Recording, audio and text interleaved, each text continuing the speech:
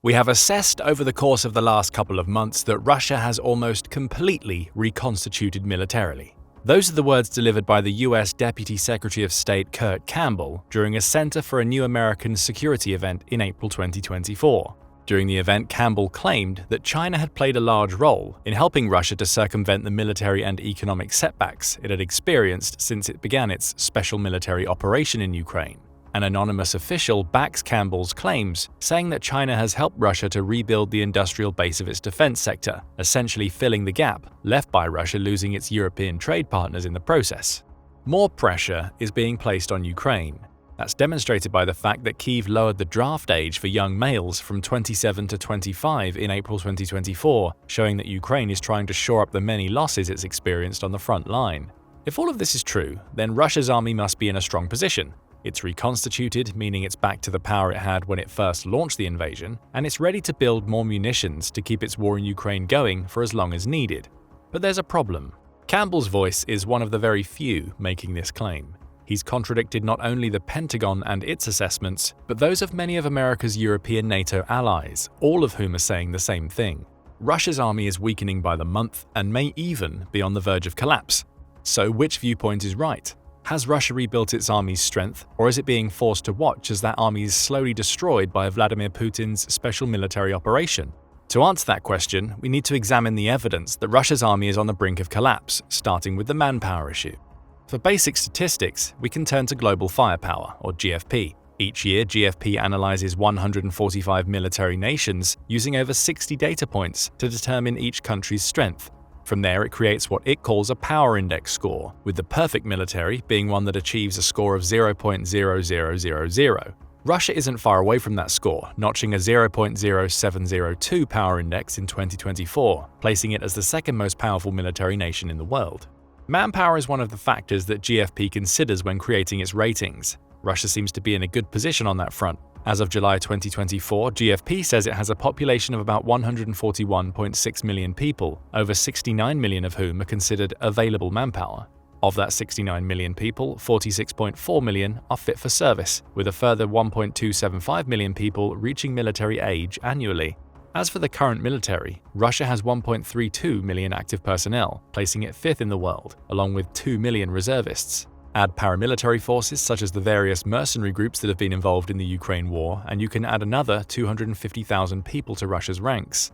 All looks well on the surface.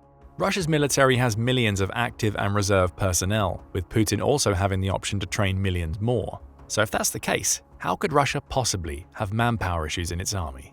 The answer starts with the losses Russia has suffered so far in Ukraine. Estimates vary depending on the source used. For instance, the BBC provided a conservative estimate of around 50,000 soldiers confirmed dead as of April 2024. The confirmed dead caveat is important here, as many other sources report the volume of Russian losses to be much higher when accounting for unconfirmed dead, abandonment and injuries that take soldiers out of commission. One of the sources is Ukraine's Ministry of Finance, or Minfin, which maintains a running tracker of Russia's military losses since the beginning of the war. Its numbers are far more worrying for Putin. Minfin claims that Russia has lost about 550,000 people between the war's beginning and June 30, 2024. There are also major equipment losses to consider during this period. Over 8,000 tanks, 15,000 armored vehicles, and 14,800 artillery systems have fallen to Ukraine's defenses, painting a picture in which Russia is losing men and weapons constantly. Of course, it's important to note that there may be an element of bias in Minfin's figures. After all, it's a Ukrainian government agency with a vested interest in making Russia look as weak as possible. Russia's real losses may lie somewhere in the middle of BBC and Minfin's figures. But even if that's the case, the numbers showcase a severe problem for Putin. Though he's demonstrated a willingness to throw soldiers at what the BBC dubs a meat grinder of a war, the loss of so many has a detrimental effect on Russia's army. After all, among those potentially hundreds of thousands who are dead or injured will be many of Russia's combat veterans. As they exit the war, Russia may be forced to enlist more and more people who have limited experience that are essentially sent to the front lines to die, only to be replaced by even more inexperienced troops. Keep that point in mind. Still, we've already established that Russia appears to have plenty of available manpower. Even with such extensive losses, Putin's approach of simply throwing people at Ukraine until it runs out of ammunition could work. The problem is that the Kremlin wants to avoid a draft. That's according to Bloomberg, which notes that Russia is turning to hiring contract soldiers to bolster its army because Putin believes that enacting another draft will result in a mass exodus of people from the country. After all, that's what Russia experienced in 2022 when Russia drafted 300,000 soldiers in the fall of that year. Even that exodus may not stop Putin, with Ukraine claiming Russia's president is planning to draft a further 300,000 people at some point in 2024. Still, Putin knows that approach is unpopular, which is why he's relying so heavily on contract soldiers. So heavily, in fact, that Russia is trying to get Ukrainians to sign contracts to fight their own country.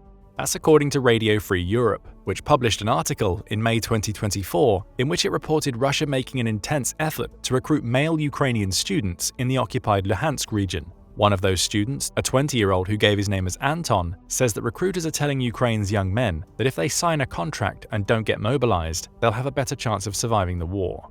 Russia hasn't been shy about its desire to rely on contract soldiers. The country's former defense minister Sergei Shoigu claimed in December 2023 that Russia had a target of having 745,000 contract personnel in its army by the end of 2024, with those numbers potentially being bolstered by another round of conscription to keep the number of active personnel somewhat consistent with the 1.32 million GFP claims Russia has. Perhaps these efforts are the reason why Secretary of State Kurt Campbell believes Russia is reconstituting its army. Again, that doesn't seem like Russia has a manpower issue, at least until you look into the nature of its contracting efforts. Riddle Russia digs deeper into the issue. The website, which was founded on the back of Winston Churchill's famous quote that Russia is a riddle wrapped in a mystery inside an enigma, is dedicated to trying to decode the country's complex and often secretive nature. It does so by bringing together a community of experts who attempt to analyze the information that comes out of Russia fairly and without bias. Its commentary on Russia's contracted soldier situation is extremely interesting. Riddle says that Russia announced plans in December 2022 to have at least 1.5 million people in its active armed forces by the end of 2026, with 695,000 of those being contracted soldiers. Since then, the plans have been revised multiple times, with the number of projected contracted soldiers dropping to 521,000 in 2023 before rising again to the 745,000 figure Shoigu claimed in December 2023. Through an analysis of contract data, Riddle found that contracting has been accelerating for at least a year. It says that the period between January and May 2023 saw Russia sign approximately 6,000 contracts per week with soldiers. That number jumped up to between 10,000 and 17,000 per week from May 2023 until the end of the year. The only explanation for this increase, Riddle claims, is that there's a clear bureaucratic campaign to achieve the targeted number no matter the cost to Russia. Why does all of this matter? There are two reasons. First, these figures suggest something is being skewed in the data Russia is putting out. Riddle notes that the most recent public data relating to contract soldiers in Russia comes from 2020, when the country had 405,000 contract soldiers in its army. Back then, Russia had a target of reaching 500,000 contract soldiers by 2027. It somehow managed to exceed that target now it's at war, at least according to official data, which doesn't quite add up. How has Russia managed to get more contract soldiers at a time when those soldiers know they're going to be sent into Ukraine to likely die than it managed to get when Russia was at peace and those soldiers had fewer issues preventing them from signing contracts? The second reason all of this matters offers an answer. Riddle notes that not only did Russia experience heavy losses during the first 6 months of the war, which were partially responsible for the mobilization that saw 300,000 people being drafted, but it also saw many soldiers' contracts come to an end. Those out-of-contract soldiers were likely kept on the front lines, having been swept up in Russia's mobilization efforts. That creates uncertainty in Russia's contracting numbers. Did those out-of-contract soldiers have their contracts extended indefinitely, or were they bumped down onto mobilized servicemen roles? It was likely the former, meaning a large portion, if not the majority, of the 490,000 contract soldiers Russia claimed to have in its army as of December 19, 2023, weren't newly contracted troops. Most were likely those who had their contracts extended indefinitely when the war broke out. The point? Russia is actually struggling far more to recruit contracted soldiers than its official figures suggest. This isn't to say that there are no new contract soldiers on the front lines. There are. However, Russia's claims to have significantly bolstered its forces in this area are spurious, according to Riddle, with suggestions abounding that many of those in the contracted forces are people who should have been out of the army but have had their contracts extended. There are other issues with Russia's figures. For instance, Riddle claims that Russia is boosting these numbers further by including both prisoners and those enlisted in what the country calls its volunteer formations. Pravda reported on these volunteer formations in June 2024, in which it noted that Russia's Ministry of Defense created a volunteer corps of 20,000 people that included mercenaries, reservists, and ex-cons. The problem is that these volunteer units aren't getting the support they need to be effective in Ukraine. That's according to analysts Pravda quoted who said, Russia's irregular formations are mainly light infantry units, which lack integrated artillery or air support, making them more brittle than Russia's regular formations. Consequently, during the last 9 months, Russian irregular units have likely sustained proportionally higher casualty rates than Russian regular units. What does all of this mean for Russia's army from a manpower perspective? Not only does Russia's army have fewer contracted soldiers than the official figures suggest, or at least fewer new contract soldiers, but many are simply not up to the standard required. The volunteer and inmate forces lack the level of support offered to Russia's main forces, meaning the army is still rich in numbers but increasingly devoid of tactics. Putin isn't strengthening Russia's army. He's simply adding more warm bodies in the hope that pouring manpower into the Ukrainian meat grinder will be enough for him to win the war. And that brings us to another problem Russia's army faces: a lack of morale. We see hints of Russia's morale problem by looking at the support for Putin's war in Russia itself. The general opinion formed by many in the West is that most Russians support the Ukraine war. A February 2024 report in the Kyiv Independent seems to back up this claim. It says that a poll found that 70% of Russians support the war versus just 16% who oppose it. Those types of figures have been mostly consistent since February 2022. A similar poll reported on by the Atlantic Council put the figure at 73% in November 2023. But digging into that poll demonstrates hints that the Russian appetite for the war is actually waning. For instance, when quizzed on whether they offered unquestioning backing for the war or simply supported it more than opposed it, 53% of Russians chose the latter option. That's a marked increase on the 39% who claimed they supported the war more than opposed it, ahead of fervently supporting the war in March 2022. A polling company named WCIOM offers even more insight. Its director, Valery Fedorov, said in September 2023 that their polling shows that only between 10% and 15% of Russia's population enthusiastically support Putin's special military operation. Fedorov commented, "The majority of Russians do not want to seize Kyiv or Odessa. If it was up to them whether to start the special military operation, they probably would not have done it." Add to this similar polls showing that between 50 and 60% of Russians reject the idea of a second wave of mobilization that would lead to hundreds of thousands of more people being conscripted, and a picture starts to emerge. Many Russians do not want this war. The distaste for conscription is one of the reasons why Putin is focusing so much on contract soldiers to supplement his army. But even taking that out of the equation, it's clear that the fervent support for the war that appeared present in its beginning is waning. Why does this matter? If Putin does use a second wave of conscription to bolster the Russian army's ranks, he's going to be pulling recruits from a pool of people who increasingly don't want to be part of his special military operation. And that just means we'll start hearing more stories about Russian soldiers deserting their posts. In May 2024, the Defense Post reported that Ukraine's Military Intelligence Agency, or HUR, believes that around 18,000 Russian soldiers stationed in the southern military district have now deserted their posts. HUR claims that 12,000 of these soldiers come from Russia's 8th Combined Arms Army, with a further 2,500 deserting the 58th Combined Arms Army. Tellingly, around 50% of the deserters are believed to be conscripted soldiers, again highlighting a lack of appetite for Putin's war in Russia, with around 2,000 being contract soldiers. Other sources suggest desertions are rising as well. A February 2024 article published in Novaya Gazeta recounts statistics from a non-profit organization called Get Lost, which helps Russian soldiers escape conscription into the Ukraine war. Get Lost claims that desertions have increased tenfold in a year, noting that 28 soldiers contacted the group in January 2023, with that number being 284 in January 2024. All told, Get Lost says it's helped 2,000 Russians escape the army, with many more likely to follow. All of this is despite Russia having a severe 10-year prison penalty for desertion. Add the hundreds of thousands of Russians who have emigrated since the war began. The Economist placed the figure at between 817,000 and 922,000 people in August 2023, and it's becoming clearer that Putin has a manpower problem. Fewer and fewer Russians actually want to be part of the army, with those who have been conscripted being more likely to abandon their posts, while others simply get out of Russia before conscription can become a problem for them. Why might this signal the collapse of the Russian army in 2024? On the obvious level, a lack of appetite for war means that Russia has a harder time recruiting soldiers, which will inevitably lead to it relying on conscription again. Most Russians don't want that, and as the desertions from the southern military district showcase, thousands of conscripts are abandoning their posts. That raises another problem for Russia's army in that it will increasingly struggle to coordinate attacks against Ukrainian positions because it won't be able to rely on its units being as strong as they're supposed to be due to so many soldiers running away. The manpower problem is becoming so extensive that Russia is finding itself going to its allies for help. In a June 2024 article covering Putin's journey to North Korea to meet with President Kim Jong-un, The Standard, a UK-based newspaper, suggests that Putin is running into a manpower problem for which he will require North Korea's help. The problem is that Putin is struggling to fill support and security positions back home. Many who would have been in those positions are now on the Ukrainian front lines. Russia faces threats from Islamic extremists back home, with the most recent of those being a terrorist attack in the southern Republic of Dagestan that left 20 police officers and a priest dead. The Standard suggests that part of Putin's deal with Kim will see Russia fly in thousands of North Koreans to fill supporting roles, be it in security positions in Russia or in roles that enable Putin to pull more Russians into his army.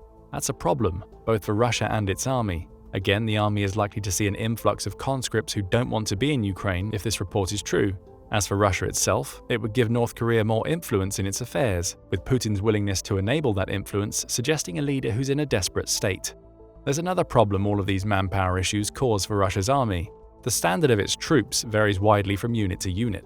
This problem was revealed as early as July 2022, with the Moscow Times reporting on a soldier who used the pseudonym Ivan when speaking about the training he'd received before the war. He was only given 5 days to learn how to be a soldier following his conscription, after which he was thrown out to the front lines.